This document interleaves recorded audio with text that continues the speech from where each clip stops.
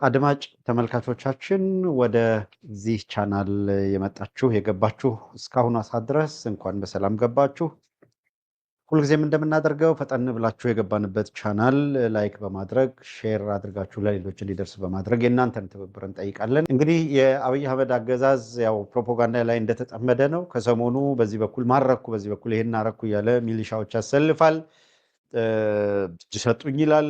ክላሽ እንደ ጨፈቃ ምናምን ይሄ እንደ ደመራ በየቦታው ላይ ኮልኩሎ ደግሞ እንደዚህ ቪዲዮ ይቀርጻል። እነዚህ ሁላ የሚደረጉ ጥረቶች የእውነት ለመናገር ተስፋ በማድረግ ሳይሆን ከተስፋ መቁረጥ የሚመነጩ ናቸው። እውነት ለመናገር ይሄንን ስንል ምን ማለት ነው የሚለውም ግልጽ ነው። ተስፋ ያለውና በእርግጠኛነት ኃላፊነቴን እየተወጣሁ ነው ብሎ የሚያስብ ማንኛውም መንግስት ተብሎ ሊጠራ የሚችል አካል በዚህ ደረጃ የውሸት ፕሮፓጋንዳ ለመስራት የሚረባረብበት ምንም ምክንያት የለም። እንደዚህ ያለ የውሸት መንተፋተፍ የሚመነጨው ከበታችነት ስነ ልቦና ነው። ተጠቅቻለሁ ከሚል ስነ ልቦና የሚመነጭ ነው። በፕሮፓጋንዳ የበላይነት ለመያዝ ሙከራ የሚደረገው በአንድ በኩል ከወራት በፊት እንደምታውቁት የለም ሁሉንም ተደምስሰዋል። አሁን ሲግኒፊካንት ሊባል የሚችል ኃይል የለም። ምንም ተራ እንቅስቃሴ ነው የሚያደርጉት። አሸንፈናል ወዘተረፈ ይሄንን ነበረ ሲሉ የነበሩት እና የለቃቀምን ነው ለክልሉም ስጋት አይሆኑም ወደሚል ከተሸጋገሩ በኋላ ተመልሰው ደግሞ እንደገና ድረሱልን የሚል ጩኸት እያሰሙ ነው የሚገኙት። በዛሬው ዕለት በርዕሰ ጉዳይ እንደምታዩት በኢትዮ ሱዳን ድንበር አካባቢ በጣም ከባድ የሚባል ውጊያ ነው ሲካሄድ የዋለው። ያገዛዙ ኃይል እጅግ መጠነ ሰፊ ጦር ወደዛ ወደ ኢትዮ ሱዳን ድንበር አካባቢ አንቀሳቅሷል። ይሄም አንድ ፕላን አቅደዋል። ሁልጊዜ እንደምታውቁት 30 ቀን እቅድ አላቸው። በአንድ ወር ውስጥ የተለየ ኦፕሬሽን በመስራት ሁለት ነገር እናሳካለን የሚል እቅድ አላቸው። አንደኛ በዚህ በሸዋ አካባቢ አሁን ይሄ የምንነግራችሁ መረጃ አገዛዙ በየቀኑ ምን እያደረገ ነው የሚለው ግልጽ ነገር እንዲኖራችሁ በማሰብ ነው። በሸዋ አካባቢ ላይ ለአንዴና ለመጨረሻ ጊዜ እናደርገዋለን ያሉትን የማጥቃት እንቅስቃሴ ለማድረግ ዝግጅት እያደረጉ ነው የሚገኙት። ለአንዴና ለመጨረሻ ጊዜ ባሉት በዚህ የማጥቃት እንቅስቃሴ እጅግ መጠነ ሰፊ የድሮን ጥቃት እንጠቀማለን ብለዋል። ወይም ደግሞ ይሄን ለማድረግ ዝግጅት አድርገዋል። የፋኖ ከፍተኛ አመራሮች ያሉባቸው ቦታዎችም የብሔራዊ መረጃና ደህንነት አርቲፊሻል ኢንተለጀንስ የሚባለው እነ ወርቁ ጋቸና የሚመሩት ድርጅት እነ ጌታቸው ጉዲና የሚመሩት የመከላከያ ደህንነት ወዘተረፈ የሲሳይ ቶላ ብሔራዊ መረጃና ደህንነትን ጨምሮ የፌዴራል ፖሊስ እነዚህ በጋራ የተውጣጣ አብይ አህመድ በዋናነት ራሱ ፎሎ አፕ የሚያደርገው አንድ ኮሚቴ የፋኖ አመራሮች የት ናቸው አይደንቲፋይድ የት ቦታ ላይ እነማን አሉ የሚለውን የመለየትና በአንድ ጊዜ በሁሉም አካባቢ ጥቃት መሰንዘር ሳይሆን የተለዩ ቦታዎችን ግን በአንድ ወር ውስጥ በወሳኝ ምዕራፍ እናጠናቀቃለን የሚል እንቅስቃሴ ነው የጀምረው ያሉት ወይም ይህን ፕላን አድርገው እየተንቀሳቀሱ ነው ያሉት። በዋነኛነት ያተኮሩት በመጪው አንድ ወር ውስጥ ዋና ታርጌት ይደረጋል ተብሎ የታሰበው ሸዋ ነው። በሸዋ ላይ ታርጌት ያደረጉት በአንድ በኩል ሁለቱን አደረጃጀቶች አሁን ጤናማ ግንኙነት ፈጥረው የጋራ ግንባር ይዘው ምንድነው አገዛዙን እያጠቁ ነው የሚገኙት። ነገር ግን ሁለቱ አካላት ወደ ግጭት ሊገቡ የሚችሉበትን ማንኛውንም መንገድ ፋሲሊቴት ለማድረግ ለማመቻቸት ጥረት እያደረጉ ነው የሚገኙት። ይሄንን የፈለጉት ለምንድን ነው? አንደኛውን አደረጃጀት በልዩ ሁኔታ በልዩ ኦፕሬሽን ለማጠናቀቅ አለብን የሚል ነው። በተለይም የአፋሕድ የሚባለው የአማራ ፋኖ ህዝባዊ ድርጅት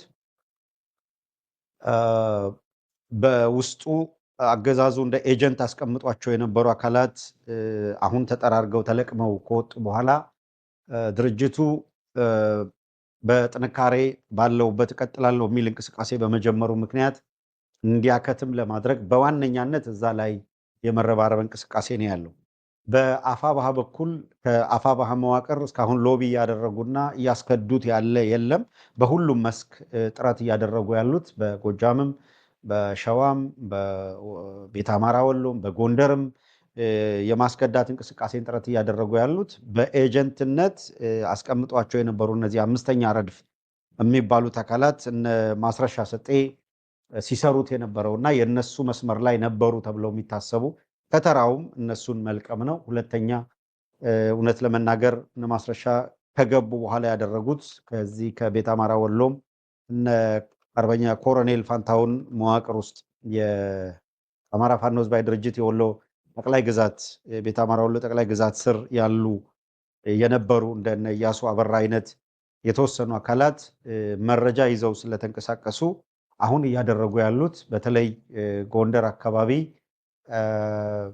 የተወሰነ ጊዜ እዛ ከራርመዋል። እንደምታውቁት እነ ማስረሻ በፍጹም ይህ የፋኖ ትግል ከተጀመረ ጀምሮ ወፍ ዝር ብሎ የማያውቅባቸው አካባቢዎች ጭምር በልዩ ሁኔታ የድሮን ጥቃት ሰለባ ሆነዋል እና በየቦታው የት ቦታ ምን አይነት ኃይል አለ የሚለውን ሲያስጠኑ ስለቆዩ ወይም ይህንን መረጃ ሲያሰባስቡ ስለቆዩ አመራሮች ወይም በተለያየ እርከን ያሉ ወታደራዊ ኃይሎች በነ ኢያሱ አበራ ወይም በነ ማስረሻ ይታወቅ ከነበረ አካባቢ ፈጠን ብለው አካባቢያቸውን የማይቀይሩ ከሆነ ለጥቃት በተለይ አመራሮቹ በተለየ ሁኔታ ለጥቃት የሚዳረጉ ነው የሚሆኑት። እንግዲህ በዋነኛነት ለምን አፋሕድ ላይ ያተኩራሉ በመጪው የአንድ ወር ኦፕሬሽን የሚለውን የበለጠ ግልጽ ማድረግ ካስፈለገ አፋሕድ ውስጥ እንደ ድርጅት አፋሕድን መውሰድና አገዛዙ አፋሕድ የሚባል ድርጅት ከኔ ጋር ተደራድሯል በሚል ነበረ ሊያጠናቅቅ የፈለገው። ይሄ ሁኔታ ሳይሳካ ቀርቶ የከሸፈው በአፋሕድ ውስጥ የአመራር ለውጥ በማድረግ ድርጅቱን የመቆጣጠር እንቅስቃሴ የአምስተኛ ረድፍ እንቅስቃሴ በሚካሄድበት ጊዜ በዋነኛነት ይህንን ኃላፊነት በመውሰድ በድርጅት ውስጥ የአምስተኛ ረድፍ እንቅስቃሴ ተጀምሯል። ይህንን ነገር በአጭሩ መግታት የማትችሉ ከሆነ ለአመራሮቹም ለራሳችሁም ስጋት ነው። ሁለተኛ በየደረጃው ያሉ ሌሎች አካላትንም የጥቃት ሰለባ ታደርጋላችሁ በሚል ነው ሰፊ ክርክር ውስጥ ጭቅጭቅ ሊባል በሚችል ደረጃ ገብተን ስንነታረክ የነበረው። በአንድ በኩል ድርጅቱ የተጠቃ አድርጎ በማሰብ አመራሮችም ሄጅቴት ማድረግና የሚነገራቸውን አለመቀበል አይነት ሁኔታዎች ነበሩ። ትንሽ ዳተኝነት ማለት ነው። ፈጣንና ወቅቱን የጠበቀ እርምጃ ወስዶ በፍጥነት ይሄንን የአምስተኛ ረድፍ ከመንቀል ይልቅ በመካከላችን ችግር ይፈጥራል፣ ስለዚህ እናስታማቸው የሚል መዘናጋት ውስጥ መግባታቸው ነው ከባድ ሊባል የሚችለውን አሁን እየከፈሉ ያለውን ዋጋ እያስከፈለ ያለው። ልዩ ፍቅር በጣም ከልብ እናመሰግናለን። ድል ለዲሞክራሲ በጣም እናመሰግናለን ለሱፐር ቻት ሱፐር ስቲከር ድጋፍ። አሁን ደግሞ በዩዘር ኔም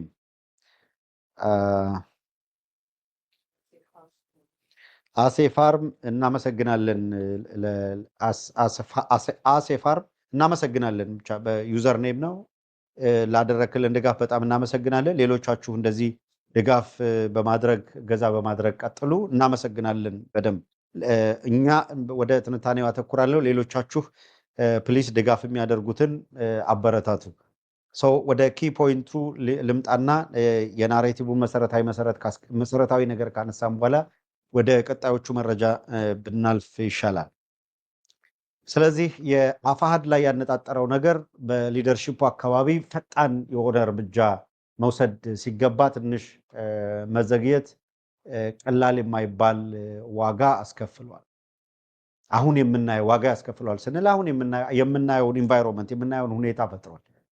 ስለዚህ እነዚህ አካላት እዛው ድርጅት ውስጥ ተቀምጠው ሲያበቁ መረጃ ሲሰበስቡ በሚቻለው መጠን የፋኖ አንድነት እንዳይመጣ ዌል ካልኩሌትድ የሆነ የተጠና እንቅስቃሴ በድርጅት ውስጥ ሲያደርጉ ለድርጅቱ አይን የሚባሉ ሰዎች የድሮን ጥቃት ሰለባ እንዲሆኑ ሲያደርጉ በብዙ መልኩ መሰል ወንጀሎችን ሲሰሩ የቆዩ ናቸው። በአማራ ሕዝብ የህልውና ትግል ላይ ከፍተኛ ደባ እየፈጸሙ የነበሩ አካላት ናቸው።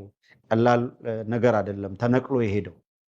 ይሄ ከባድ ሁኔታ መፈጠሩን ተያይዞ ነቅለው ከሄዱ በኋላ ግን አደጋነታቸው ቀጥሏል። በተጠናከረ ሁኔታ አደጋነታቸው ቀጥሏል። ሰው በቃ ሄደዋል ብሎ ችላ ተብሎ የሚቀመጥ ሳይሆን ከሄዱ በኋላ እያደረጉ ያሉት ነገር አንደኛ በየደረጃው ያሉ አካላትን አሁንም እየደወሉ ሎቢ እያደረጉ ነው የሚገኙት። ፕሮፓጋንዳው በሁሉም መስክ ከምትገምቱት በላይ የተጠናከረው ነው። ቀጥሎ በየቀበሌው በየወረዳ ወዘተረፈ ይሰበስባሉ። ከዛ 2-3 ተናጋሪ ሰዎችን ያመጣሉ። ለአማራው ችግር ራሱ አማራውን ብሌም እንዲደረግ የማድረግ ማለት ነው። በቀደም ኮረነጌኛ 2 ብለን የጠቀስንላቸው አደገኛ ስብስብ የሚያደርገው ያንኑ አካሄድ ነው። አማራ የጥቃት ሰለባ የሆነው በራሱ ነው የሚል እና ናሬቲቭን በሙሉ ጠቅልሎ ለራሱ ለአማራው ማስረከብና እርስ በርስ የተጋደለ እያሉ ሼፕ ማድረግ ማለት ነው።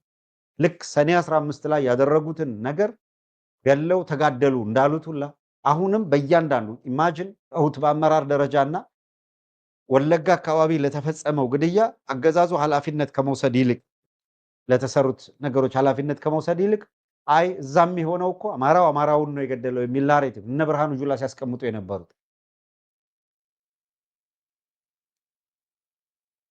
ይሄንን ነው።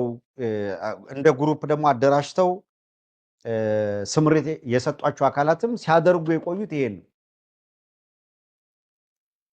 በጣም እጅግ ሲበዛ አደገኛ ስብስብ ነው። በብዙ መልኩ ጥናቶቻችንን መረጃ ማሰባሰባችንን ቀጥለናል፣ እንሄድበታለን በስፋት። ለዛሬ የምናተኩርበት ዋነኛ ርዕሰ ጉዳይ ላይ ማተኮር ስላለብን እዚህ ላይ እንቆያለን። አሁንም በድጋሚ አብራችሁን ስለሆናችሁ ከልብ እናመሰግናለን። የአማራ ፋኖ ህዝባዊ ድርጅት ኦሬዲ ተነካክቷል በሚል ነው ለፍጻሜውን ማበጀት አለብን በሚል እየተንቀሳቀሱ ያሉት። የቀሩት አመራሮች ላይ ተስፋ አስቆራጭ ነገር እያቀረቡላቸው ነው። ከስር ከስር ሁሉንም ነገር እንደሚለውጡት እንደሚንዱት አልዋልታ ያስነሳሉ። እርስ በርስ መተማመን እንዳይፈጠር የሚችሉትን ያክል እየሰሩ ነው። ከዚያ በኋላ የማጥቃት እንቅስቃሴ ሙሉ በሙሉ ሲገባ በተቻለ መጠን እዛው ካለው ከራሳቸው አደረጃጀት ጋር ቅራኔ ቢፈጠር ከዚህ ቀደም ሲሆን እንደነበረው ለማጥቃት ይመቻል። አገዛዙ በአንድ በኩል ያጠቃል፣ በሌላ በኩል ደግሞ በተቃራኒ ያለው አደረጃጀት የተፈጠረ ግጭት ወደ ጦርነት ያመራል። የቀድሞ ፕላናቸው እሱ ነው። አሁን በዛ ፕላን በፍጥነት ለማስፈጸም የቸገራቸው ሸዋ ላይ ነው ዋና ያነጣጠሩት። ግን ሸዋ ባሉ የሁለቱ አደረጃጀቶች መካከል አሁን ወደ ጦርነት ሊወስድ የሚችል ወይም ለጦርነት የሚያበቃ ምክንያት እስካሁን ድረስ የለም። ከዚህ በኋላም የጦርነት ምክንያት ለመፍጠር አይሰሩም ማለት አይደለም። በጣም ጥንቃቄ ካልተደረገ ከአንደኛው በኩል ሆን ተብሎ ለምሳሌ ተልዕኮ የተሰጣቸው አካላት እንዱን ሊያጠቁ ይችላሉ። በዛ በኩል ሌላኛው ሌላውን ያጠቃል። ከዛ በኋላ በፍጥነት ወደ ቅራኔ እንዲገባ ይደረጋል። ዞሮ ዞሮ ግን በልዩ ኦፕሬሽን ሸዋ ላይ ልዩ ኦፕሬሽን በመስራት የፋኖ አደረጃጀት በመጪው አንድ ወር ውስጥ በዚህ አካባቢ ምንም ኃይል እንዳይንቀሳቀስ እናደርጋለን የሚል እቅድ ይዘው እየሄዱ ነው። መጠነ ሰፊ ማጥቃት ሸዋ ላይ ሊካሄድ እንደሚችል ከወዲሁ መረጃውን እያደረስን ነው የምንገኘው። ሌላው አካል ጥንቃቄ ማድረግ፣ ሲቪሊያን አስፈላጊውን ጥንቃቄ ማድረግ ይጠበቅባቸዋል፣ ለጉዳት እንዳይዳረጉ ማለት ነው። መረጃ ካለ አትሊስት መረጃ የድልህ ግማሽ አካል ነው ይባላል። ምንም መረጃ በሌለህ ጉዳይ ላይ የጥቃት ሰለባ ከምትሆን አትሊስት መረጃው እጃችሁ ላይ ኖሮ ከዚያ በኋላ የሚመጣውን ነገር መቻል የሚሻለው። በእኛ በኩል እንግዲህ ማድረስ የምንችለው ይሄንን ነው። መረጃው እንዲደርሳችሁ አድርገናል። ሌላው በጎጃም አካባቢ የራሳቸው አገዛዙ ስጋት አለው። ነገር ግን የሸዋን አጠናቆ ነው ወደ ጎጃም መሄድ ፕላን ያደረጉት። ለጊዜው የሸዋ እንደተጠናቀቀ ሁለተኛው ምዕራፍ ይሆናል ተብሎ በእነሱ እቅድ መሰረት ነው። ነገሮቹ ተለዋጭ ሊሆኑ ይችላሉ። በአገዛዙ እቅድ ግን ሸዋና ጎንደር ላይ ነው ታርጌት የተደረገው። በቤት አማራ ወሎና በጎጃም ላይ ከፍተኛ ሬዚስታንስ እንደሚያጋጥማቸው ስጋት አለ። ስለዚህ ትንሽ ላላ አድርገው በዛ አካባቢ ያለው ላላ አድርገው ፎከሳቸውን ጎንደርና ሸዋ ላይ ማጠናቀቅ አለብን የሚል እንቅስቃሴ ነው። በዋነኛነትም ጎንደርና ሸዋ ላይ መተን ማጠናቀቅ አለብን እያሉ ያሉት የአፋሕድ የአማራ ፋኖ ህዝባዊ ድርጅትን ሁለቱ ቦታ ላይ የዛን መዋቅር ከመቱ ይሄን እናሳካለን የሚል ሁለት መንገድ እየሄዱ ነው። በአንድ በኩል አሁንም የሚችሉ ከሆነ ከሸዋም ከጎንደርም የሚከዳ ያገኙ እንደሆነ እያደረጉት ያለው ጥረት ከፍተኛ ነው። አስከድቶ የተወሰነ አካል አቅጣጫ ማስቀየር ነው። ለዚህ በየደረጃው ያሉ የብአዴን ኃይሎች በየዕለቱ ግንኙነታቸውን እያጠናከሩ ነው የሚገኙት። በእግር በፈረስ ይሄ የመሬት ስጦታ፣ የገንዘብ ስጦታ ወዘተረፈ በጣም በስፋት ቃል እንዲገባ ተነግሯል። ባለሀብት የምትሉት የሚባሉት ኮሚኒኬት እያደረጉ ነው ያሉት። በየቀበሌው የሚሰራው ፕሮፓጋንዳ ደግሞ እንደምትሰሙት ነው። አይ ቲንክ የተለያዩ ቪዲዮዎች እየሰማችሁ ነው። በየወረዳው በየቀበሌው ደግሞ ህዝቡን ይሰበስቡና ሁለት ሶስት አፈቀላጤ የሆነ አካል ካድሬ እና ያገዛዙ የባዴን ውላጆችን ሰብስበው እነሱ እየደረሰ ባለው በደል ፋኖን ተጠያቂ የሚያደርግ ወቀሳ የሚያሰሙ ለዚህ ግብር የተመለመሉ ወጣቶች ነው። አስቀድመው እዛ አስርገዋቸው የነበሩ የአምስተኛው ረድፍ አካላት ናቸው። አሁን በየቀበሌው አዳራሽ የሚጮት የምታዩት። በጣም የሚገርመው ፓርት የዘጋርዲያን ያወጣው ሪፖርትም ቢቢሲ ያወጣው ሪፖርትም አገዛዙ በአማራ ሕዝብ ላይ ምን አይነት አስከፊ ውንብድና እንደፈጸመ፣ አስከፊ የዘር ጭፍጨፋ እንደፈጸመ፣ በአስከፊ ሁኔታ ብሔረሰባዊ ማንነትን መሰረት አድርጎ ህፃናትንና አዛውንትን እንደደፈረ፣ ንብረት እንደወደመ፣ ህዝቡ ለሰቆቃ እንደተዳረገ ነው ሪፖርት የሚያሳየው። ዓለም አቀፍ ተቋማት አሁንም ቀጥለው አገዛዙ እየፈጸመ ያለውን ጭካኔ በሚያጋልጡበት በዚህ ወቅት አማራንን የሚሉ ከአማራው የወጡ ከአማራው አብራክ ተገኝተናል የሚሉ እና ተናጋሪ ተብለው የተመረጡ ወጣቶች በየአዳራሹ በየቀበሌው እየሄዱ ፋኖን እንዲኮንኑ ነው እያደረጉ ያሉት። አንዳንዶቹ ከየትኛው በምን መዋቅር እንደመጡ የማይታወቁም ራሳቸውን ፋኖ አድርገው እስካሁን ድረስ የአብይ አህመድ አገዛዝ በአማራው ላይ የፈጸመውን ወንጀል በሙሉ ከፋኖ አመራሮች ተልኮ ተሰጥቶን እኛንን እያሉ በሌም እንዲወስዱ ነው ያደረጓቸው። ይሄ ባለፈው ዘመን በኢህአዴግ ዘመን የታሰሩ ሰዎች ስለምናውቀው ኤክስፔሪንሱ ስላለ የሚታሰሩ ሰዎችን በከሌ ላይ መስክር፣ በከሌ ላይ መስክር፣ ይሄን አጥፍቻለሁ በልና እንለቅሃለን፣ ቤተሰብን ተቀላቀል፣ በሰላም ኑሮህን ኑር ምናምን የሚሉ አማራጭ ነው የሚሰጡ። እስር በቀላሉ የሚሰለችህና ኩርኩም የምትፈራ ከሆነ ወዲያውኑ የሚሉህን አድርገህ ትወጣለህ። ማንንም ኮንነህ ምን አድርገህ እምቢ ያልክና የጸናህ እንደሆነ ደግሞ የሚገጥምህ ዱላ ነው፣ ቶርቸር ነው፣ ታስረ ለረጅም ጊዜ መቆየት ነው። በዓላማ የጸና አካል ጉዳትን፣ ሰቆቃን፣ መከራን አስተናግዶ ወጥቷል። በዓላማው ያልጸናው አካል ደግሞ ወይ በጓደኞቹ ላይ መስክሮ ከኛው መካከልም በቃ ምስክር እንሆናለን ብለው ኩትት የወጡ ስላሉ ማለት እና ለጊዜው ተፈቱ። የጊዜ ጉዳይ እንጂ እነሱ ከተፈቱበት ጊዜ የኛ የተራዘመ ነው። እነሱ በእንክብካቤ ቆይተዋል፣ እኛ በሰቆቃን የቆየ ነው። ነገር ግን አሁን እኛ ጥሩ ህሊና አለን፣ እነሱ የሚጸጽት ነገር አላቸው። ባለፉበት ነገር ቀና ብለው ሌላ ሰው ማየት አይችሉም። የሞራል ተጠየቅ ስለሚያመጣ ማለት ነው። አሁንም በፋኖ መዋቅር ውስጥ የሞራል ተጠየቅ የሚያመጣ ከድቶ ሄዶ በሰላም ሊተኛ አይችልም። እውነቱን ያውቁታል፣ ሪያሊቲውን ያውቁታል። ፕሮፌሰር አስራት ወልደየስ የአማራ ጠላቱ ሆዳም አማራው ነው ያሉትና እዚህ ድምዳሜ ላይ የደረሱት ተገቢ ስለሆነ ነው፣ ትክክልም ስለሆነ ነው።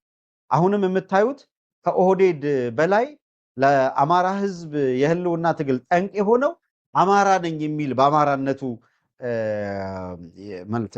ደምና ጉልጥምቱ አማራ ብሎ አስቆጥሮ ስነ ልቦናው አማራ ያልሆነ፣ ስሪቱ አማራዊ ያልሆነ፣ ባህልና ወጉ አማራዊ ያልሆነ ቤዚክሊ ስነ ልቦናው እንደዚህ አይነት ስልብ ስነ ልቦና ይዞ በመወለድ ብቻ አማራ ነኝ ይላል። ምንም አይነት የአማራ ስነ ልቦና ሳይኖረው ቀደም ሲልም ከሀገሩ ይልቅ ለጣሊያን የገበረ ማዕት የተመለመለው በዚህ መንገድ ነው። አሁንም ለአማራንን እያሉ ነገር ግን ያን ጊዜ ለጣሊያን እንቁላል ቀቃይ አባቶቻቸው አያቶቻቸው የጣሊያን እንቁላል ቀቃይ ከጣሊያን የተረፈ ፓስታ ለመብላት አገራቸውን ወገናቸውን የከዱ እንዳሉት ሁሉ አሁንም በተመሳሳይ ሁኔታ የአማራን ህዝብና ይህንን የህልውና ትግል ከድተው ሲያበቁ በአገዛዙ ጋር ሄደው የተለጠፉ እና ከአገዛዙ ጋር እየተሞዳሞዱ በገዛ ህዝባቸው ላይ ሰቆቃና ዘመቻ የሚያስከፍቱ አካላት የበዙበት ወቅት ነው። በዚህ ውስጥ አቋም ያለው ጠንካራ ታጋይ ሆኖ መውጣትና ሸብረክ ሳይሉ እስከ ፍጻሜው ድረስ መጓዝን የመሰለ ትልቅ ነገር አለ ተብሎ አይታመንም።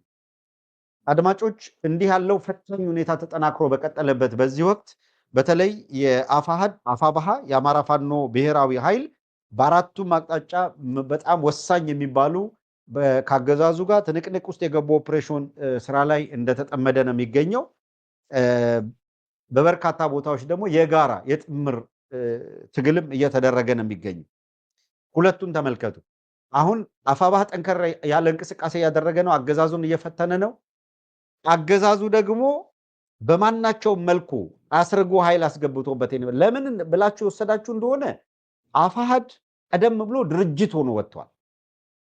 አያችሁ፣ ድርጅት ሆኖ ወጥቷል። ስለዚህ እንደ ችግር አገዛዙ የወሰደው ድርጅት ሆኖ ስለወጣ ለምን ይሄንን ነው ማጥቃትን አማራጭ ያደረገው? ቀድመህ ምንድነው ፍሬ የሚያፈራውን ነው አይደል ወፍ የሚጠረጥረው? ፍሬ የሌለው ላይ ወፍ ምንም አያረግም። ምን ለማለት ነው ይሄ? ልክ ድርጅት መስርተናል ምናምን ሲባል እቺ ባቄላ ካደረች አትቆረጠምም ወደሚለው የሚሄደው በእንደዚህ አይነት እንቅስቃሴ ላይ ነው።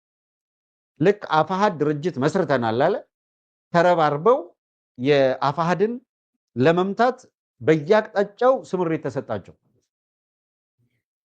ዜን አፋባሃ ተጠናክሮ የድርጅት ቅርጽ ይዞ ስላልመጣ በወቅቱ በሎካሊ በየቦታው እንደምታውቁት አሁን የአፋባሃን መዋቅር መስርተው አገዛዙን እረፍት እየነሱ ያሉ አካላት በያሉበት ቀላል ያልሆነ ትግል ሲያደርጉ ነበር። ግን በአንጻራዊነት አፋሃድ የድርጅት ቁመና ፈጥሮ ስለነበረ በተመሳሳይ ጊዜ ኦፕሬሽን የመስራት የፕሮፓጋንዳው ቅርጽ ላይ የተቃና ሁኔታ ማድረግ ከዲያስፖራው ድርጅት ሆኖ የመውጣት እድሉ ስለተገኘ የተሻለ ድጋፍ የማግኘት እነዚህ እንቅስቃሴዎች ነበሩ። ስለዚህ አገዛዙ በማናቸው መልኩ ትኩረት እንዲያደርግና እንዲረባረብበት ምክንያት ሆኖ ትልልቅ ስም ያላቸው በውጩ የድርጅቱ ተወካይ ሆነው ሲያስተባብሩ ነበር። እነዚህ ለአገዛዙ እረፍት የሚነሱ ናቸው፣ እንቅልፍ የሚነሱ ናቸው። ስለዚህም በድርጅት ውስጥ አማራጩን አጋጣሚውን ተጠቅሞ የሱ የሚላቸውን አካላት አንድ ሰርገው እንዲገቡ፣ ሁለተኛም ሰርገው ከገቡት ውስጥ የተወሰኑትን አፕሮች በማድረግ ሰርገው የገቡት መጀመሪያ ተልኮ ይዘው የገቡ ናቸው። ነገር ግን እንደ ማንኛውም የፋኖ ታጋይ እንደ ማንኛውም የአማራ ልጅ በዚህ ትግል ውስጥ መግባት አለብን ብለው የገቡ እንደው የትግሉ መሰረታዊ ምክንያት እንኳን ባይገባቸው ባይረዱት ወደ ፋኖ የተቀላቀሉበት የተለያየ ምክንያት ስለነበረ ማለት ነው። አንዳንዱ ሆይ ሆይ ሲባል እንደው በሞራል በቃ ዝም ብሎ ዘሎ ይገባል። ከዛ በኋላ ሁኔታውን ሲያዩ ለተራዘመ ጊዜ መቆየት እንደዚህ አይነት ሁኔታ ሳይ ቻሌንጅ አለመሸከም፣ መከራን አለመሸከም፣ ከጨለማ በኋላ የሚመጣውን ብርሃን አሻግሮ አለማየት፣ ለቆሙለት ዓላማ የመስዋዕትን ሁናቴ አለማገናዘቦች ስለነበር ችግር ገጥሟቸው እየጠራ ሂዶ ግን ድርጅቱ ጠንከር እያለ ሲመጣ ይሄ ሲርበተበት የቆየውን ያለ ዓላማ የገባውን በተለያየ ምክንያት እዛ ውስጥ የቆየውን አፕሮች ሲያደርጉትና የተሻለ ገንዘብ ይሰጣል፣ መሬት ይሰጣል። እነዚህ አይነት አማራጮች ሲቀርቡለት ሸርተት እያለ እየገባል። እዛው ቆዩ እየተባሉ መረጃ ሲሰጡ የነበሩ አካላት መሄዳቸው እሰየው እንኳን ሄዱ ነው። በዛም ያለው መዋቅር እያለ ያለው እንኳን ሄዱ፣ እዛ ውስጥ ቆይተው ለበለጠና ለከፋ አደጋ ከሚዳርጉን መሄዳቸው መልካም ነው የሚል አቋም ነው ያለው። ልቡ የሸፈተ ባንዳ ምን ያደርጋል? እዛ ቢቀመጥ ሌላ ተጨማሪ አደጋ ከማምጣት የዘለለ ፋይዳ ስለሌለው መሄዳቸው በበጎ የሚታይ እንጂ ለምን ብሎ የሚያብሰለስል አይደለም። መቆየታቸው በሁለቱ አደረጃጀቶች መካከል ሊኖር ይችል የነበረውን ሊኖር የሚገባውን የአብሮነትና አንድነት ወደኋላ ጎትተው ችግር ከማምጣት የዘለለ አንድም ይሄ ነው የሚባል የጠቀሙት ነገር ስለሌለ መሄዳቸው እንደ ብለሲንግ ተቆጥሯል። ትክክል ነው። ፍርግ ይበሉን። የቀረ ካለን ጭፍጫፊ ካለም እንደዛ ተጠርጎ ቶሎ በጊዜ ቢሄድ መልካም። ይሄንን እኮ ከወራት በፊት ምናልባት 6 ወር 7 ወር በፊት ደጋግመን አንስተናል። ይሄ የተቀደሰ የእውነት በሐቀኝነት የሚደረግ የህልውና ትግል ነው የአማራ ህዝብ የህልውና ትግል። በዚህ ውስጥ ባልተገባ መንገድ ለጠላት ያደራችሁ አካላት እንደው ምን ያህል ክፉ ብትሆኑ ነው በዚህ ህዝብ ትከሻ ላይ በዚህ ህዝብ ስቃይ ላይ እንደዚህ ያለ በደል ለመስራት አገዛዙ ጋር ለመወገን እዚህ ትግል ውስጥ የምትርመጠመጡት? ካላመናችሁበት ትታችሁ ሂዱ። በቃ በቀጥታ ሂዱ ካገዛዙ ጋር። እንደ ጀግና እንፋለማለን ካላችሁም ካገዛዙ ጋር ተሰልፋችሁ ያገዛዙ ወታደር ሆናችሁ እዚህ የተርመጠመጥክ ግን ከተገኘ ማንም የሚተውህ የለም። ራስን ለአደጋ ታጋልጣለህ። ደጋግመን ስንገልጸው ስናነሳው የነበረ